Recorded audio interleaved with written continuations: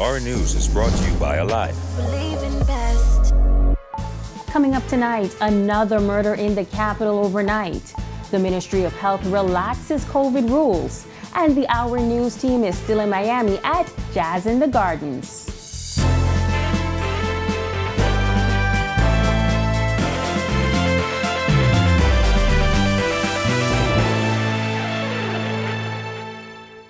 Welcome to Our News and thank you for joining us. I'm Megan Shepard. Topping news tonight, more bloodshed on the streets of New Providence after a man believed to be in his early 50s was gunned down overnight. This marks the third shooting in less than 48 hours. Police say they were called to Cordeaux Avenue sometime around 10 p.m. Police press liaison Superintendent Audley Peters telling reporters that when first responders arrived, they discovered a gray vehicle parked on the southern side of the road. An inspection of that vehicle revealed an adult male suffering from wounds consistent with gunshots. A check of his vital sign and he was unresponsive. Hence, EMS was called. On their arrival, following the assessment of the technicians, they pronounced that male lifeless. The particulars at the moment are that this male was coming home, and as he pulled up to his residence, two vehicles pulled up behind him. Suspects exited one of the vehicles and armed with firearms, they discharged their weapon at the victim, hitting him multiple times. He succumbed on the scene. Now, this latest shooting follows the murder of a young man on 8th Street on Friday and another murder on Thompson Lane just yesterday. Superintendent Peters says investigators are trying to determine any possible links, but at this time, a connection between these incidents cannot be confirmed. Peters says officers are on alert. Our response at the moment is a robust police presence on the ground. It's unfortunate that we were not at this locale. We are doing aggressive stops and such. In the Coconut Grove area in particular, we've initiated some exercises and other areas. I could assure the members of the public that we are putting our best foot forward. However, this must be done in partnership with members of the community. How do we need your partnership? Your eyes, your ears, and your information. Meantime, the Ministry of Health and Wellness announcing the further relaxation of existing COVID-19 rules, as masks are no longer required while in a lobby, corridor, or casino of a hotel. Masks are also no longer required while in an outdoor setting where there is at least 3 feet of space between persons who are not of the same household. As for social gatherings, the capacity for indoor events has been extended to 75% occupancy once occupants are fully vaccinated or present a negative COVID-19 test. Outdoor social events are now allowed up to 300 persons, granted they too are fully vaccinated or present a negative COVID-19 test. Social distancing rules now state that there must be no less than 3 feet between persons while away from their residences. Business establishments can determine capacity based on 1 person for every 30 square feet of unoccupied floor space. Restaurants must also arrange seating at least 3 feet between each dining party. Health officials are still encouraging persons to continue to wear a face mask while away from their residence.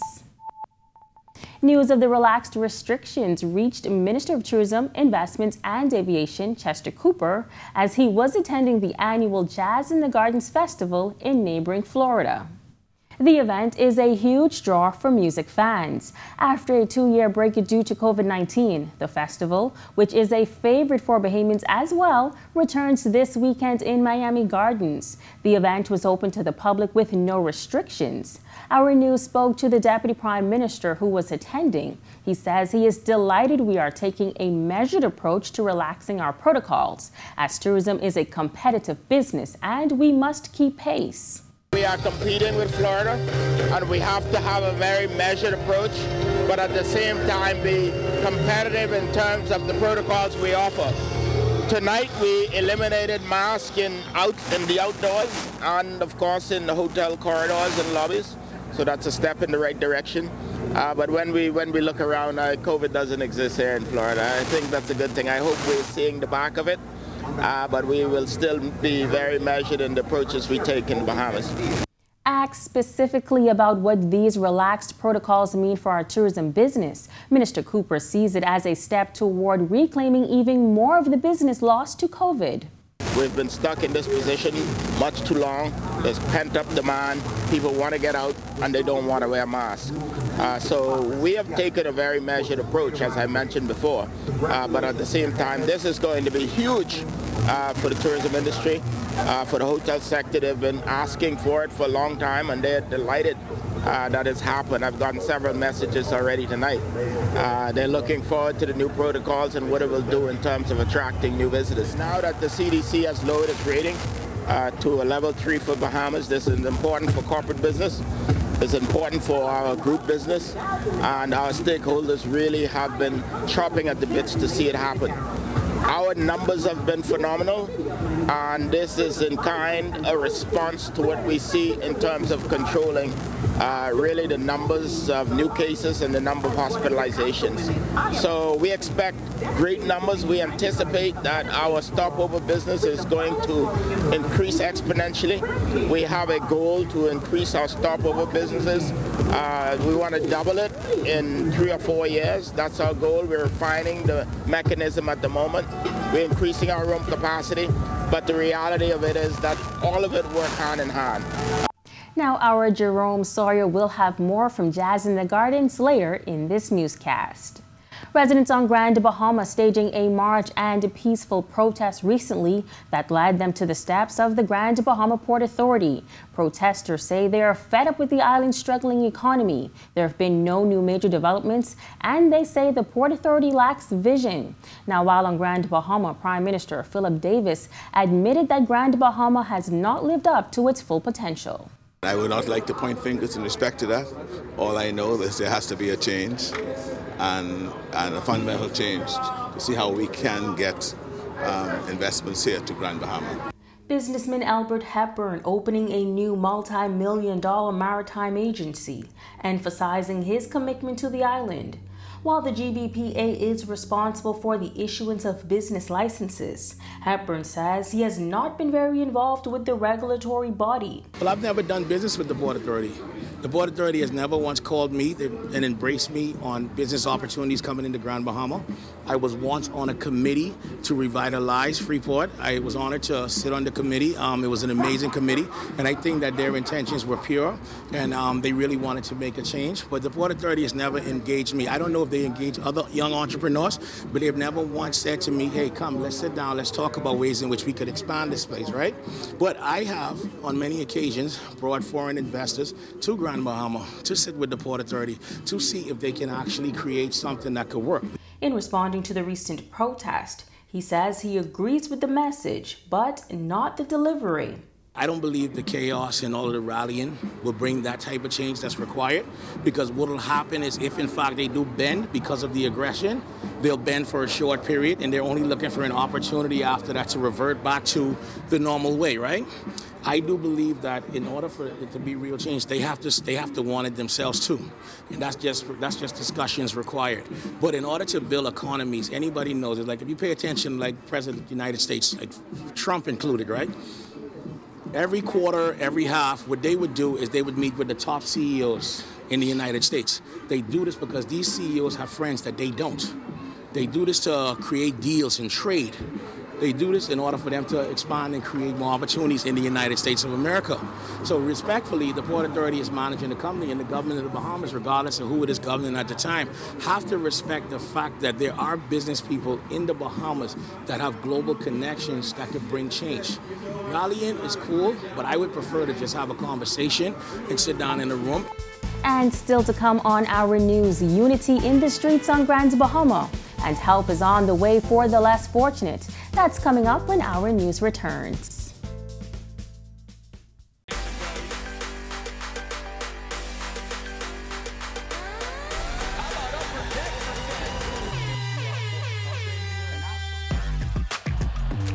Got size at 6'5".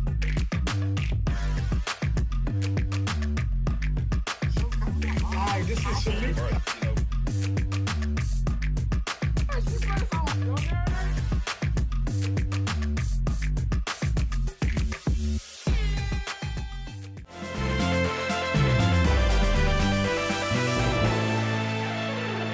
watching our news weekend edition. Welcome back. The Bahamas Insurance Association making donations to 3 organizations this week. The Great Commission Ministries, Bishop Lawrence Rowe for his feeding program, and the Dorcas Adams Young Safe House at Cousin McPhee Church. Each group receiving food, a check for $1,000. Elder Minna Lee Hanchel from Great Commission Ministries expressed gratitude for the donation. The main areas of the ministry are feeding, sheltering, empowerment, dealing with at-risk youth, and substance abuse program. And so today we are extremely grateful to BIA for the groceries and the monetary donation. It's a very timely one because we feed over 400 persons daily, which include delivery to shut-ins. We also give out food packages daily. And so we are indeed grateful. Val Evans is the women's president of Cousin McPhee Cathedral. She also expressed her gratitude for the association's act of kindness. What we do at the DAY Safe Houses, we house women who find themselves in domestic violence and they need a transitional period. You will find that we are so grateful, we're extremely grateful for BIA and the donation that we are going to receive today. We would like you to know that it will go a very long way in the lives of the women that we are going to house at the Safe House. The Falcons Boys Club hosting their monthly Unity in the Streets initiative, where they take the message of making good choices to young men in various communities throughout Grand Bahama. Executive Pastor at Jubilee Cathedral, Laquez Williams, reminding attendees of the importance of gratitude.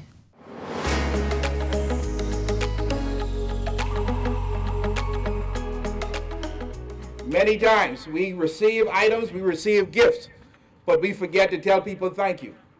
So when you pass by the tent, just remember to tell them thank you, because there's somebody funds who have donated just to see that you have something to eat. How many of you are ready to eat?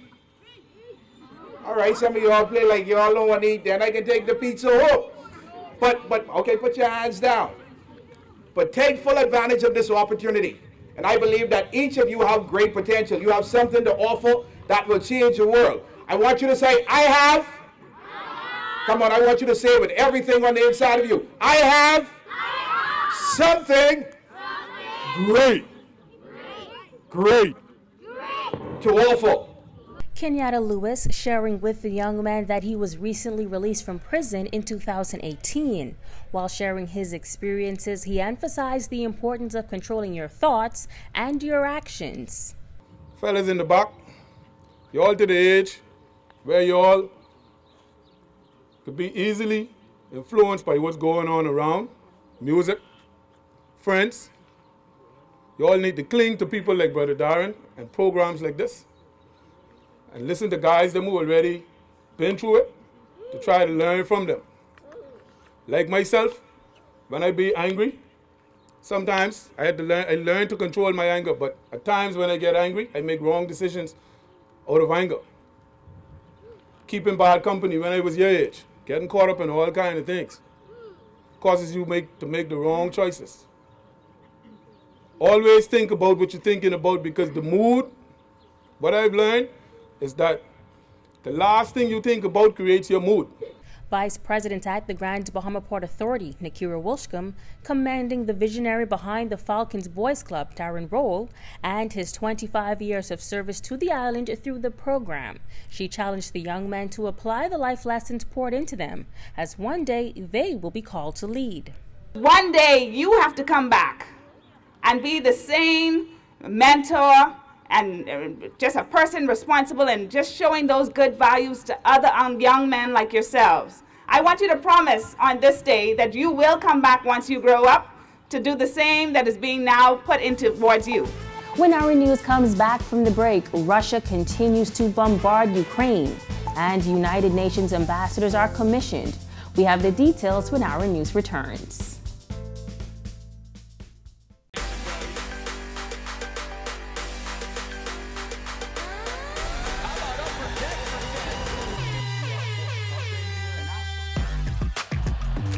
Got size at 6'5".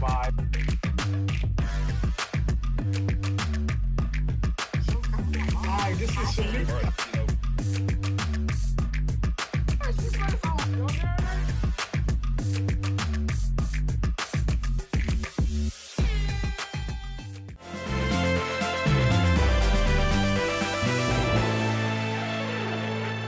Welcome back to our News Weekend edition. Shifting to Russia's invasion of Ukraine, local financial services regulators, after consultation with the government, are pushing back as President Vladimir Putin's military forces continue to bombard Ukrainian cities, killing thousands of civilians, including children. Regulated entities operating in the Bahamas have been directed not to engage in transactions with sanctioned persons or businesses linked to Russia and Belarus. Now, 18 days into the invasion, Russia is threatening to use chemical weapons and warns that those who come to the aid of Ukraine could face repercussion. The recent bout of Russian airstrikes suggests that Russia has expanded its attack further into that country. At least 2,000 Ukrainians took to the streets in protest after Ukraine's parliament announced that Ivan Fedorov, the mayor of the city of Melitopol, was kidnapped by armed men acting on behalf of the Kremlin. President Volodymyr Zelensky has said the abduction of Mayor Fedorov was an attempt to bring the Ukrainian city of Melitopol to its knees. The Bahamas and the rest of the world certainly continues to watch this situation. With the Bahamas poised to hear a word from the United Nations on how to deal with Russia, it has ushered in 2 UN ambassadors to represent the country. Her Excellency Patricia Hermans was commissioned last week by Governor General Sir Cornelius Smith as resident ambassador designate and a permanent representative of the Bahamas to the United Nations in Geneva. Her Excellency is a former banker and insurance executive with more than 30 years' experience in finance and speaks several languages. She is the sister of Health Minister Dr. Michael Darville. And His Excellency Stan Smith presented his credentials as Bahamas ambassador to the Secretary General Antonio Guterres at UN headquarters in New York last week. Prior to his appointment, His Excellency was ambassador at large between 2015 and 2017, head of the legal division in the Ministry of Foreign Affairs, as well as contributor to its United Nations team on human rights. Best wishes to both UN ambassadors from our news. And still to come, our weather forecast. And the Our News team is still in Miami for Jazz in the Gardens. That's coming up when Our News returns.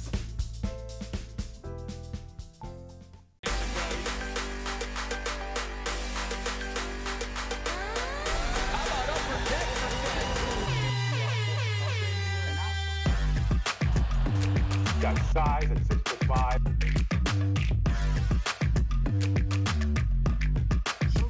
Hi, this is Shamik.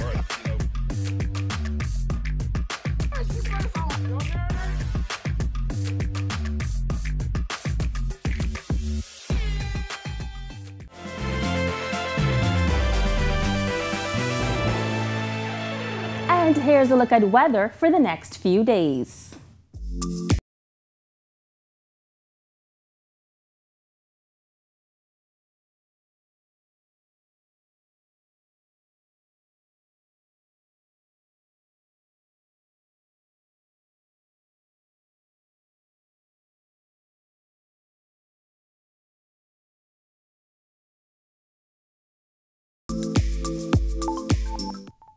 And Bahamians joined with thousands of music fans Saturday night in welcoming the hugely popular Jazz in the Gardens back. The event, now in its 15th year, continues to be one of the more popular events for Bahamians in neighboring South Florida. Given the demand for concerts and festivals as COVID diminishes, similar events could be returning here soon as well. Our Jerome Sawyer was at the event and caught up with some strong Bahamian currents running through this annual festival.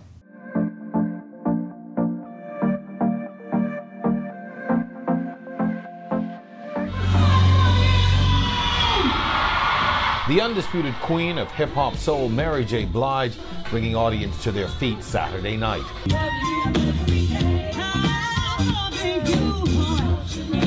Inside Hard Rock Stadium in Miami Gardens, fans and festival goers were delighted to take it all in. For 2 years, COVID-19 has kept these kinds of events from happening, and musical legends like Ron Isley, aka Mr. Biggs, did not disappoint.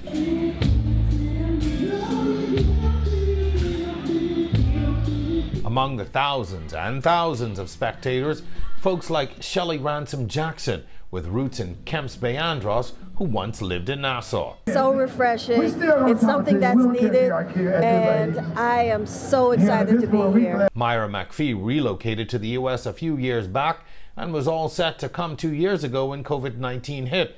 On Saturday, she sported a Bahamian flag mask in the crowd. Every time somebody saw me in my mask, they was like, 242, 242. I'm like, yeah. And for these guys, descendants from Bimini, like so many others, it's been a long time coming. That's a blessing. It's a blessing. Because we miss this type of stuff. We've been waiting on it. Yeah, we've been waiting for 2 years. We've been waiting on it for 2 years. Do our thing. Deputy Prime Minister and Minister of Tourism Chester Cooper, also in the audience on Saturday, says these events can easily take place in the Bahamas. We have the environment for it. We have the artists. It's a great opportunity really to promote what we call our orange economy. It's in our blueprint for change. These are the kinds of things that attract tourists to our shores. In fact, the pent-up demand for music festivals could be the future for us. If we're able to build products and events like this, like Jazz in the Gardens, promoting our Bahamian artisans, our artists, we have great music, we have great culture, and we're going to infuse that with tourism, and we're going to do some big, big things for the future. After a 2-year hiatus, Jazz in the Gardens has come roaring back. It's a clear indication that in markets like South Florida and other competing destinations, these kinds of events have come back full force. It's now incumbent upon the Bahamas to figure out how we are going to respond, as it's pretty clear that entertainment and global tourism are back in business. From Jazz in the Gardens at Miami Gardens, I'm Jerome Sawyer for our news. On behalf of the entire Weekend News team, Jerome, we're jealous, but to you at home, thank you so much for joining us for our News Weekend Edition. I'm Megan Shepard. Enjoy the rest of your weekend.